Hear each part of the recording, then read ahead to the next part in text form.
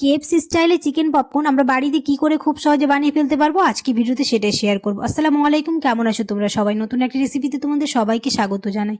অনেক সময় বাইরে খেতে যেতে ইচ্ছে হয় কিন্তু কোনো কারণে হয়ে ওঠে না, তাই আমরা খুব সহজে এভাবে বাড়িতে বানিয়ে ফেলতে পারবো কেএফসির মতো চিকেন পপকর্ন। দেখে নাও আজকে রেসিপি কি করে বানিয়েছি, আশা করছি ভালো লাগবে। যদি চ্যানেলটিকে এখনো সাবস্ক্রাইব না করে থাকো তাহলে সাবস্ক্রাইব করে দিও, আর পাশে থাকা বেল আইকনটাকে প্রেস করতে একদমই ভুলো না।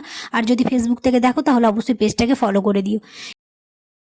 এখানে আমি প্রায় 250 গ্রামের মতো চিকেন নিয়েছি, আর একটা বাটিতে নিয়েছি হচ্ছে 2 চামচের মতো টক দই, পরিমাণ মতো নুন আর একটু জল দিয়ে খুব ভালো করে এটাকে ফেটিয়ে নেব। খুব ভালোভাবে এটাকে যখন মিক্স করা হয়ে যাবে তখন চিকেনগুলো এর মধ্যে দিয়ে দেব। চিকেনগুলো দেওয়ার পর খুব ভালো করে সব কিছুর সাথে মিক্স করে এটাকে প্রায় রেস্টে রেখে দেবো 1 থেকে 1.5 ঘন্টার জন্য। 1 থেকে 1.5 ঘন্টা রেস্টে রেখে দেওয়ার জন্য চিকেনটা খুব জুসি হবে, ততক্ষণে এখানে একটা মশলা বানিয়ে নিই। তার জন্য এখানে নিয়েছি হচ্ছে পরিমাণ মতো সাধারণ নুন, বিট নুন, চিনি, চাট মশলা, আমচুর পাউডার, কাশ্মীরি মরিচের গুঁড়ো, কাসুরি মেথি আর দারচিনি। সবগুলোকে খুব ভালো করে মিক্সিতে গুঁড়ো করে নেব। এবার এখানে নিয়েছি হচ্ছে একটা বাটির মধ্যে দিয়ে দিলাম হচ্ছে 1 চা চামচ আদা রসুন বাটা, আর দিয়ে দিলাম হচ্ছে একটা ডিম।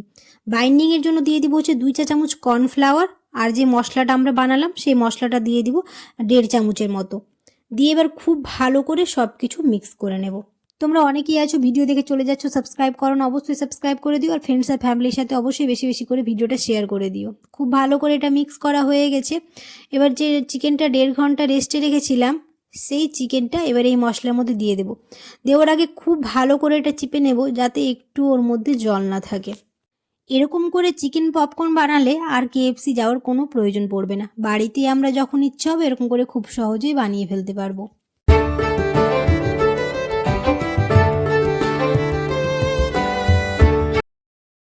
এবার এই মশলাগুলোর সাথে খুব ভালো করে চিকেনটাকে ম্যারিনেট করে নেব। আমি এখানে একটু ব্ল্যাক পেপার দিয়ে দিলাম, তোমরা চাইলে নাও দিতে পারো। এখানে খুব ভালো করে চিকেনটাকে ম্যারিনেট করা হয়ে গেছে। এবার এখানে একটা ব্যাটার বানিয়ে নেব।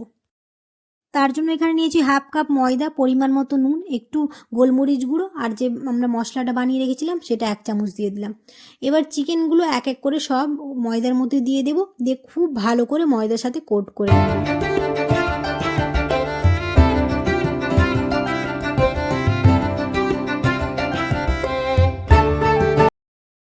এখানে চিকেনটা খুব ভালো করে চেপে চেপে ময়দাটা ড্যাপ করে নেব যাতে ভেতরে ময়দাটা যায়। এবার এখানে একটা ছান্নি নিয়েছি, ছান্নির মধ্যে এক এক করে চিকেনগুলো দিয়ে দেব। এরকম করে এবার সবগুলো বানিয়ে নেব।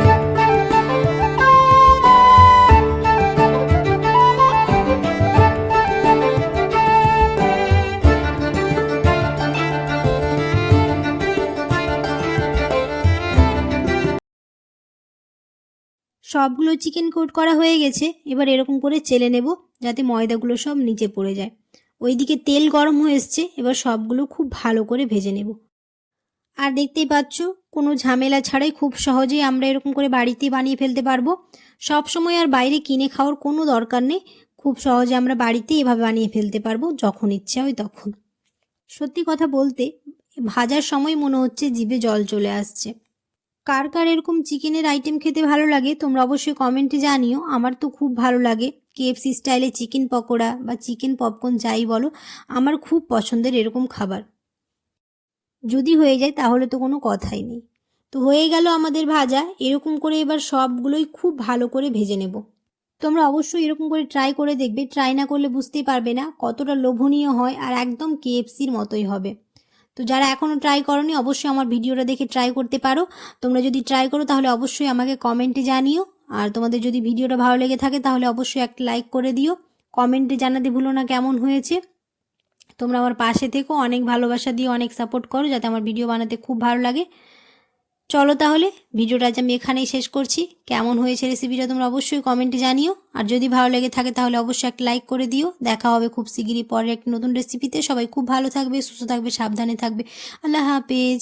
এবার একটা বাটিতে এরকম ঢেলে নিলাম, একটু গার্নিশিং করব, তাহলে দেখতেও ভালো লাগবে। যে কোনো জিনিস খাওয়ার আগে এরকম একটু গার্নিশিং করে নিলে মনে হচ্ছে খাওয়ার টেস্টটা আরও দ্বিগুণ হয়ে যায়। আর দেখতেই পাচ্ছ কতটা ক্রিস্পি হয়েছে, আর খুব ভালো হয়েছিল খেতে। তোমরা অবশ্যই এরকম করে একবার ট্রাই করে দেখবে। তো এখন একটু গার্নিশিং করে নিই।